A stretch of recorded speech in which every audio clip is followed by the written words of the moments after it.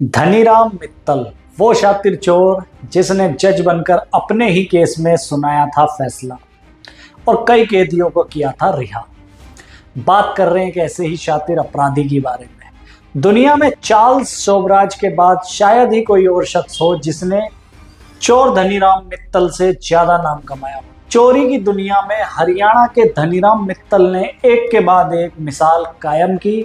हरियाणा के शातिर चोर ने अकेले 1000 से ज्यादा वाहन चोरी की घटना को अंजाम दिया, 94 मामलों में गिरफ्तार हुआ और जेल गया। यही वजह है कि देश और दुनिया में धनीराम मित्तल को देश का सबसे बड़ा चोर माना जाने लगा। 5 दशक से ज्यादा समय तक ये शख्स चोरी और धोखाधड़ी की वारदात को अंजाम देता रहा, लेकिन सबसे ज्यादा सुर्खियों में तब आया जब उसने जज बनकर अपने ही केस में फैसला सुनाया। साथ ही 40 दिनों के अंदर हजारों कैदियों को जमानत पर छोड़ दिया। खास बात यह है कि हरियाणा के भिवानी निवासी धनीराम मित्तल युवा अवस्था में एक आम युवक की तरह ही था, लेकिन अच्छी पढ़ाई करने और सरकारी नौकरी के लिए काफी प्रयास करने के बाद भी नौकरी पाने में असफल रहने पर उसने बेहतर जिंदगी की तलाश में जुल्म की दुनिया में कदम रखा। सबसे पहले उसने फर्जी कागजातों के आधार पर ड्राइविंग लाइसेंस बनवाने शुरू किए। फर्जीवाड़े के आधार पर धनीराम ने सबसे पहले रेलवे में स्टेशन मास्टर की नौकरी हासिल की। रेलवे में 6 साल तक नौकरी करने से भी ख्वाहिश पूरी नहीं हुई तो धनीराम वाहन चोरी की दुनिया में आ गया।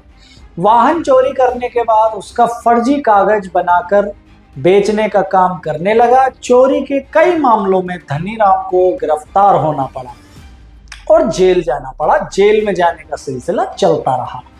चोरी के बाद अदालती कार्रवाई से बचने के लिए धनीराम मित्तल ने राजस्थान से LLB की डिग्री हासिल की, हेड राइटिंग एक्सपर्ट की पढ़ाई की।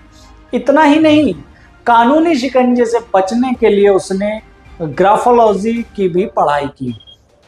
यह सब धनीराम मित्तल ने केवल इसलिए किया कि वो वाहन चोरी करने के बाद फर्जी कागजात बनाने के अपने कौशल के दम पर पुलिस और अदालत के चक्करों से बच सके। एक दौर में वाहन चोरी के मामले में धनीराम मित्तल इतना एक्सपर्ट हो गया कि उसने 1000 से ज्यादा वाहनों को चुराकर बेच डाला। उसने हरियाणा, पंजाब, दिल्ली, राजस्थान के आसपास के इलाकों में अपना नेटवर्क भी तैयार कर लिया था। इस काम में उसका आत्मविश्वास इतना बढ़ गया कि जब एक बार वाहन चोरी के मामले में पुलिस उसे लेकर कोर्ट पहुंची तो जज साहब उसे कोर्ट के बाहर ही पहचान गए।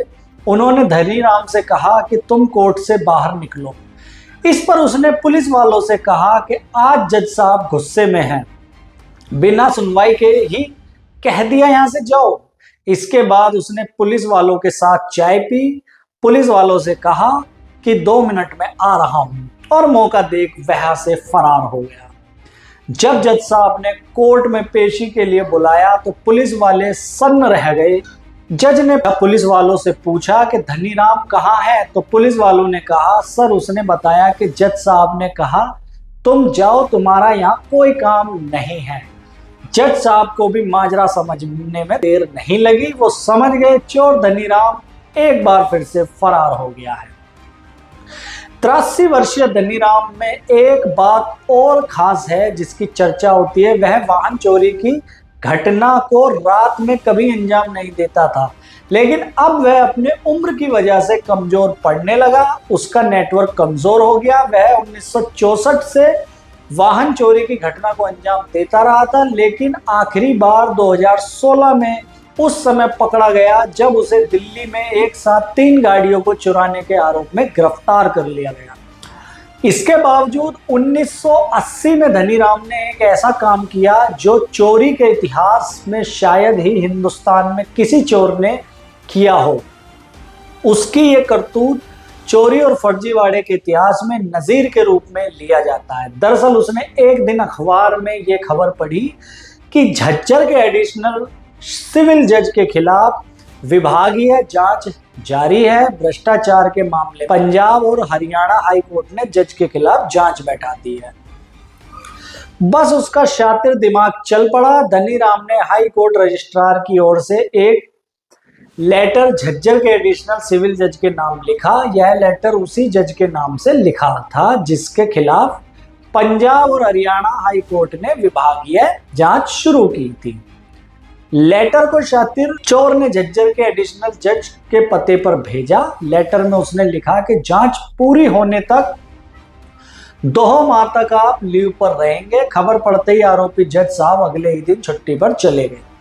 धनीराम के फर्जीवाड़े का कारनामा यहीं पर समाप्त नहीं हुआ। उसने एक और पत्र लिखा। दूसरा लेटर भी उसने पंजाब और हरियाणा हाई कोर्ट के रजिस्ट्रार की ओर से लिखा। दूसरे पत्र में उसने लिखा कि जब तक एडिशनल जज 2 माह की छुट्टी पर हैं, तब तक ये जज काम देखेंगे। आगामी 40 दिनों तक उनकी जगह सुनवाई करेंगे। लेटर तय पते पर पहुंच गया। लेटर के मुताबिक धनीराम खुद एडिशनल जज के रूप में काम करने लगे। 40 दिन के अंदर उन्होंने 2470 केस की सुनवाई की। हत्या, रेप और कुछ अन्य संगीन मामलों को छोड़कर अधिकांश केस में वो आरोपी को जमानत देते गए। इस बीच नए जज की तेजी से फैसले की चर्चा होने लगी। वकील को ताज्जुब होने लगा कि जज साहब अचानक इतने अच्छे क्यों हो गए, फटाफट बिना रुके बेल दे रहे हैं। आरोपी मुजरिम भी उनसे सहानुभूति रखने लगे। जेल में अपराधियों के बीच चर्चा होने लगी कि जज साहब तो बड़े अच्छे हैं। चूंकि धनीराम को कानून की समझ थी, इसलिए वो विवादों से बचते रहे।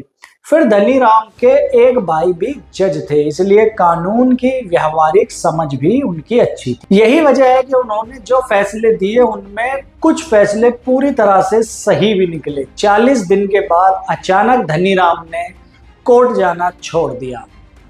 जांच पड़ताल हुई, मामला खुल गया और धनीराम पहले की तरह फिर पकड़े गए। लेकिन इस घटना के बाद धनीराम को इंटरनेशनल चोर बना दिया गया। तो ये थी धनीराम की कहानी हमारी जुबानी। उम्मीद है आपको ये काफ़ी पसंद आई होगी। बाकी वीडियो को शेयर करें। लेता हूँ इजाज़त। धन्यवाद। Thank you.